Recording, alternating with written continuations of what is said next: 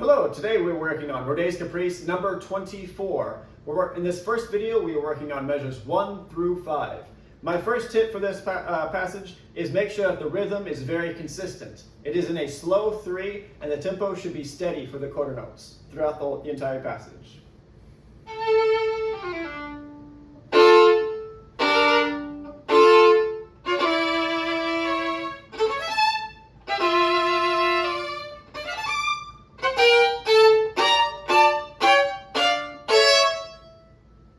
So making sure that the tempo is very consistent throughout is important. Next for this passage, I would make sure that these gestural figures, you work on the uppo staccato. They're very clear, 1, 2, 3, 1. You can go look up YouTube videos on how to do uppo staccato and how to practice it. There are different methods, but you want to make sure that you're using enough pressure into the string. They use a very small amount of bow to make it really clear. You want it to be concept point rather close to the bridge, lots of pressure to make sure it's really clear.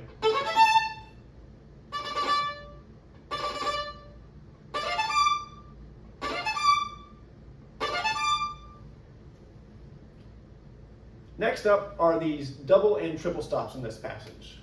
I would recommend first off playing them one note at a time. For example, in measure 1 and 2, we have the bass note, then we can add the next note. And then we can take the 2 top notes.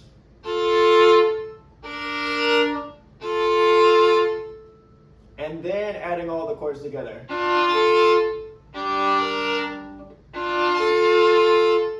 That's how I would work on those triple stops.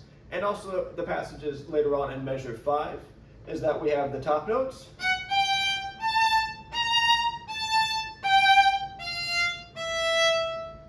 And then we have the bottom notes.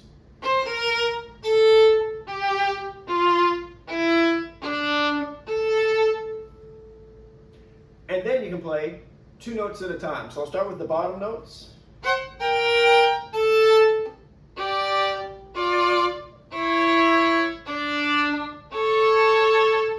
And then I'll play the top 2 notes.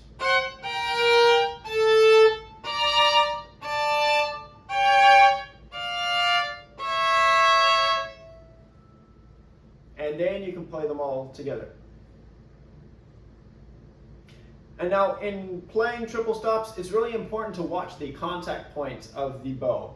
Very often we want to play triple stops too close to the fingerboard, and that often leads to a crushed sound. It also leads to a higher chance of the E string whistling. So making sure that the bow contact point is still close enough to the bridge whenever we do the triple stops.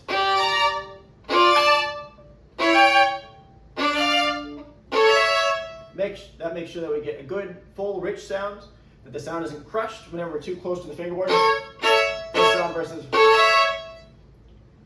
And also reduces the chance of the E string whistling.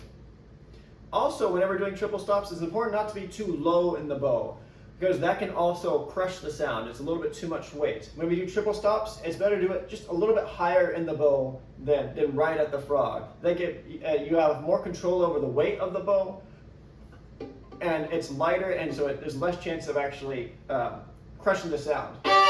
So about here.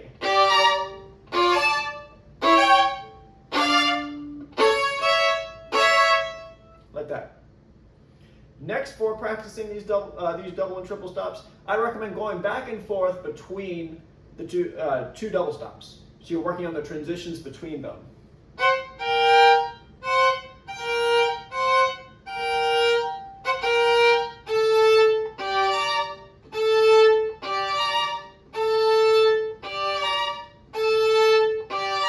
So repeating a couple of them.